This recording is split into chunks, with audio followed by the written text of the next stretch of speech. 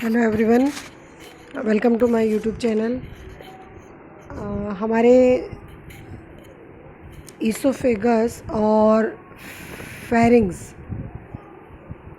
से पहले एक टॉपिक छूट गया हमारा, सलाइवरी ग्लैंड्स। जो सलाइवरी ग्लैंड्स होती हैं वो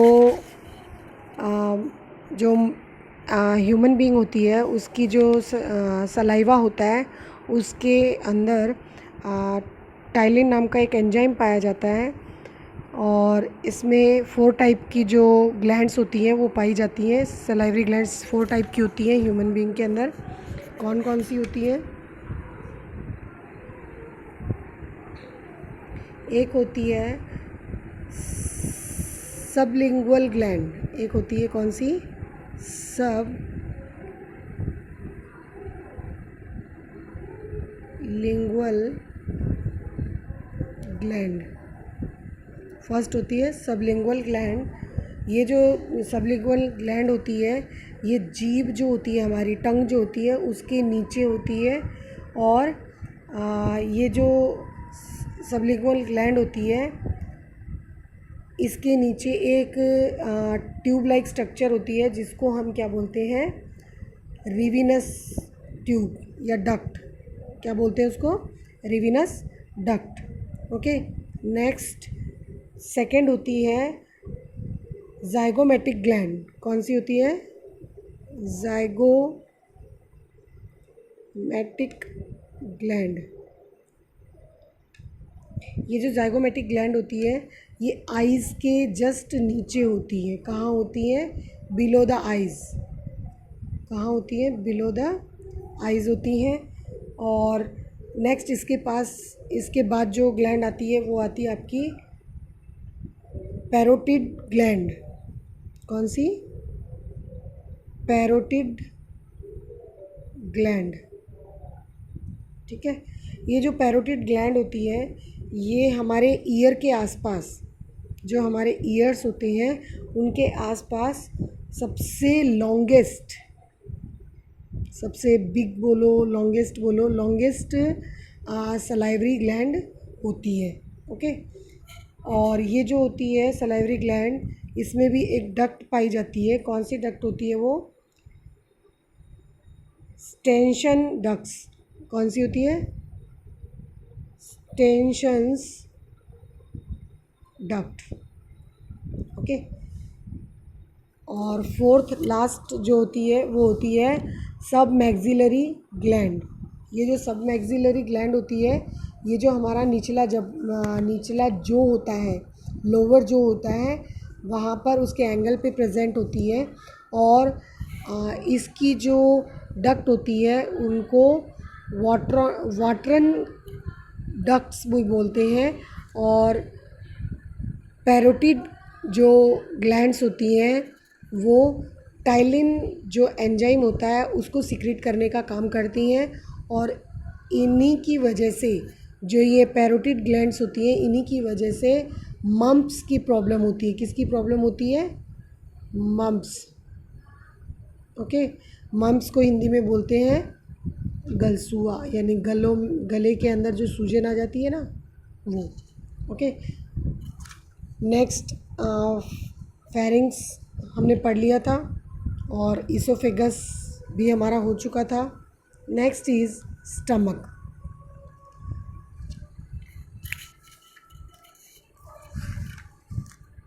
स्टमक जो है वो जनरली 4 पार्ट में डिवाइड होता है।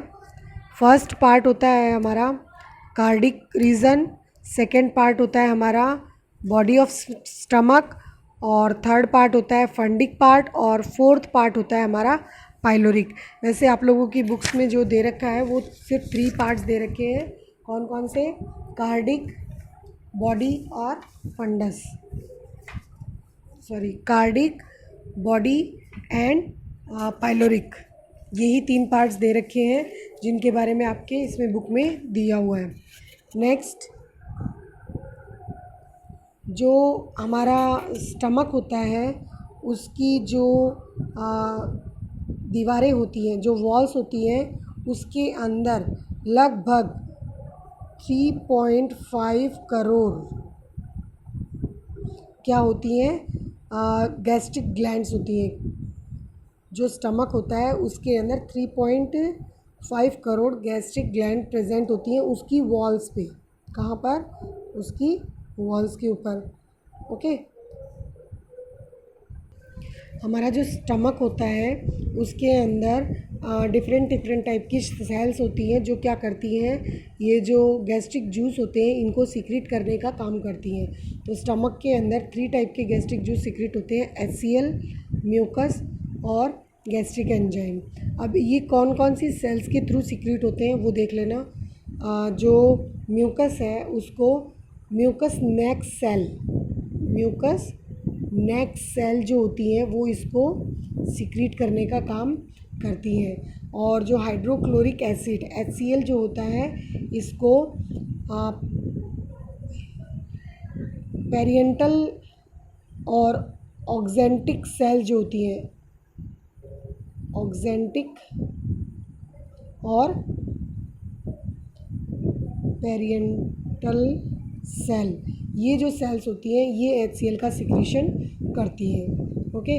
इसके बाद नेक्स्ट हमारा जो HCl का काम क्या होता है, ये माइक्रो ऑर्गेनिज़म जो हमारी बॉडी के हमारे स्टमक के अंदर एंटर होते हैं उनको किल करने का काम करती है।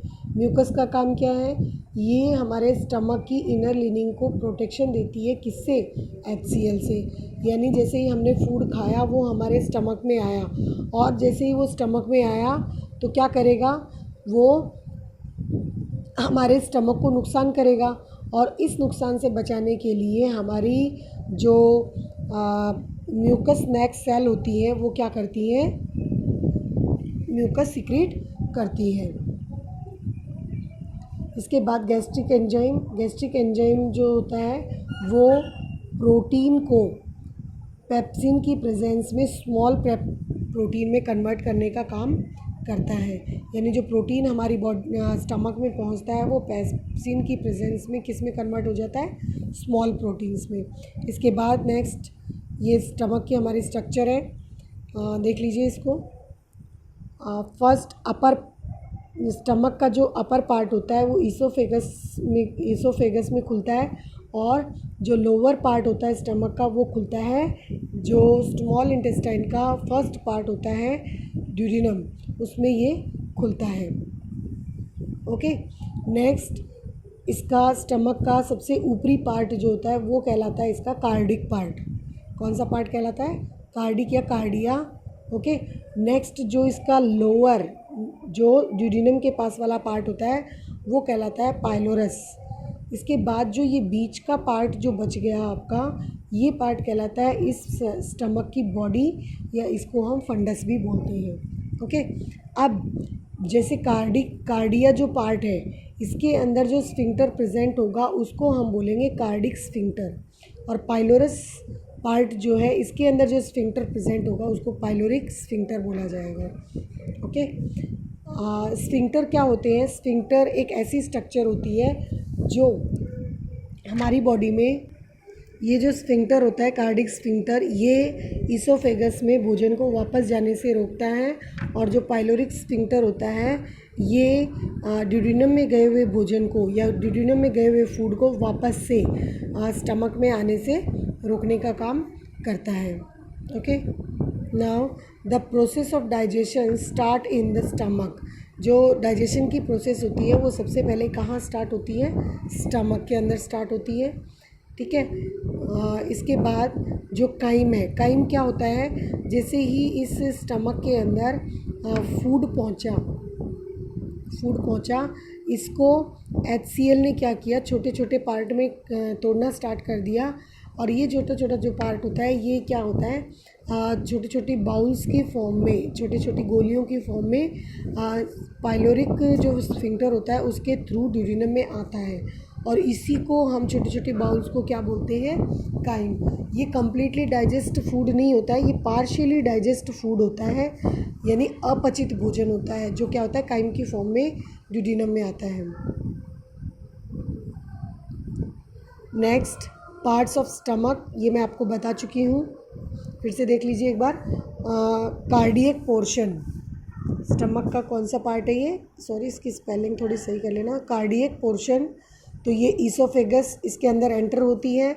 पाइलोरस जो होता है ये ड्यूडिनम से जुड़ा हुआ होता है। फंडस वाला जो पार्ट होता है हमारा वो मिडल पार्ट होता है किसका, स्टमक का। इसके बाद आते हैं स्फिंक्टर। स्फिंक्टर भी आपको बता चुकी हूँ मैं। स्फिंक्टर कौन कौन से होते हैं, कार्डिक स्फिंक्टर और पाइलोरिक स्फिंक्टर। कार्डिक स्फिंक्टर क्या करता है, prevent the movement of food from the stomach back to the oesophagus and pharynx. Pharynx और ईसोफेगस में वापस से भोजन को जाने से रोकने के लिए कौन सा स्फिंक्टर काम आता है हमारा, कार्डिक स्फिंक्टर। इसके बाद आता है पाइलोरिक स्फिंक्टर। ये क्या करता है, जो फूड है जो स्टमक में आ गया उसकी मूवमेंट को कंट्रोल करता है, वापस इसको स्मॉल इंटेस्टाइन में भेजने के बाद वापस से इसको स्टमक में आने से रोकने का काम कौन करता है, pyloric sphincter. Next small intestine. Small intestine जो होती है ये जनरली 3 पार्ट में डिवाइड होती है। ये देखिए स्मॉल इंटेस्टाइन जो है 3 पार्ट में डिवाइड है, ड्यूडिनम, जुजिनम और इलियम। कौन कौन से में है, ड्यूडिनम, जुजिनम और इलियम।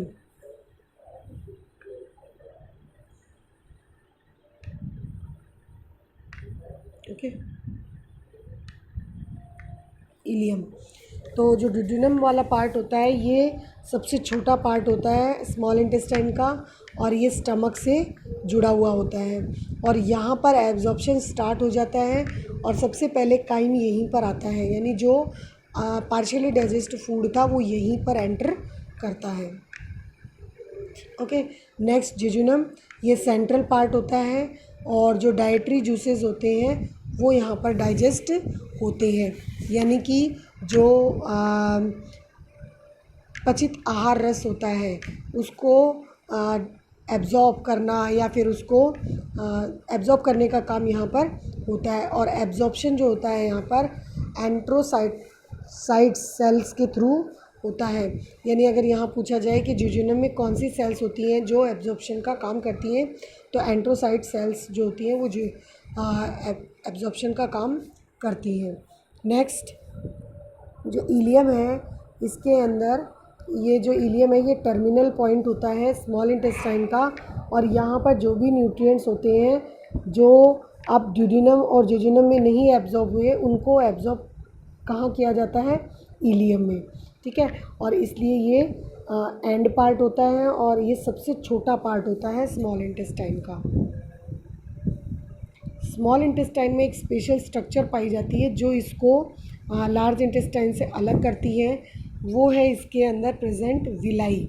ओके, जो small intestine help in absorption of nutrients from food in the stomach, यानी जो हमारे स्टमक के अंदर फूड था उसके अंदर जो न्यूट्रिएंट प्रेजेंट थे वो हमारे स्टमक में एब्जॉर्ब नहीं हुए, वो क्या हुए, सीधे हमारे जो हमारी स्मॉल इंटेस्टाइन थी उसके अंदर आ गए। अब वहाँ आने के बाद ये न्यूट्रिएंट्स क्या करते हैं, ये न्यूट्रिएंट्स क्या हो जाते हैं, इस स्मॉल इंटेस्टाइन में एब्जॉर्ब होना स्टार्ट हो जाते हैं। और जो स्मॉल इंटेस्टाइन होती है वो एलिमेंट्री कैनाल का सबसे लॉन्गेस्ट पार्ट होती है, लगभग 20 फीट इसकी लेंथ होती है और यहाँ पर न्यूट्रिएंट्स का एब्जॉर्प्शन होता है और ये एनर्जी प्रोड्यूस करने का काम भी यहाँ पर होता है और इस एनर्जी का यूज़ बहुत सारी एक्टिविटीज़ को करने के लिए किया जाता है। इस स्मॉल इंटेस्टाइन के अंदर विलाई प्रेजेंट होती है और ये विलाई क्या होती है, स्मॉल फिंगर लाइक प्रोजेक्शन होती हैं जो क्या करती हैं, एब्जॉर्प्शन के एरिया को इंक्रीज़ कर देती हैं। जो फूड का एब्जॉर्प्शन होता है वो बहुत ज़्यादा मात्रा में होने लगता है। जैसे यहाँ मैंने एक छोटी सी स्ट्रक्चर बना रखी है इसको रिप्रेजेंट करने के लिए, जैसे ये पूरी स्मॉल इंटेस्टाइन है, ठीक है, और ये जो मैं बना रही हूँ ये क्या है, हमारी विलाई है, ठीक है, इस तरफ भी होती हैं और ये इस तरफ भी होती है इस तरीके से। तो ये जो विलाई होती है इसमें क्या होता है, जैसे यहाँ से फूड पास होगा तो वो फूड यहाँ से भी जाएगा, यहाँ से भी जाएगा और यहाँ से होते हुए इस पूरे पार्ट की तरफ से घूमता हुआ इस तरीके से इसमें से पास होगा। तो यानी एब्जॉर्प्शन का एरिया बढ़ जाएगा। तो मैंने ये वाली जो सिंगल विलाई है इसको मैंने यहाँ पर ड्रॉ कर रखा है। इसमें क्या होता है कि ये जो विलाई होती है इसके अंदर छोटी छोटी इस तरीके से और फिंगर लाइक स्ट्रक्चर होती है, उनको कहा जाता है माइक्रो विलाई। इसकी वजह से और ज़्यादा एब्जॉर्प्शन का एरिया बढ़ जाता है। जिससे मैं आप लोगों को एक छोटा सा मतलब एक तरीके से समझाने की कोशिश कर रही हूँ कि जैसे सीधी एक लाइन है, अगर यहाँ पर हम किसी चीज़ को गिराते हैं, जैसे वाटर को हमने गिराया इसके ऊपर यहाँ पर हमने पानी को गिराया या इस तरफ से गिराया, तो वो पानी बहकर आसानी से चला जाएगा, उसको टाइम नहीं लगेगा बहने में। बट अगर इसी लाइन पे अगर मैं यहाँ पर कुछ इस तरीके से स्ट्रक्चर बना दूँ, तो क्या मैं इस पानी को यहाँ गिराऊंगी तो ये पानी यहाँ पर पहुँचने में इसको समय लगेगा कि नहीं लगेगा? तो वही चीज़ है, जितना ज़्यादा समय तक फूड इस स्मॉल इंटेस्टाइन में रुकता है उतने ज़्यादा न्यूट्रिएंट्स इसमें से एब्जॉर्ब हो जाते हैं। और इनको रोकने का काम कौन करती है? माइक्रो विलाई और विलाई। ओके, नेक्स्ट है लार्ज इंटेस्टाइन। लार्ज इंटेस्टाइन हम नेक्स्ट लेक्चर में पढ़ेंगे। Thank you guys. अगर आपको मेरा लेक्चर पसंद आया हो तो प्लीज़ लाइक एंड सब्सक्राइब कीजिए। Thank you.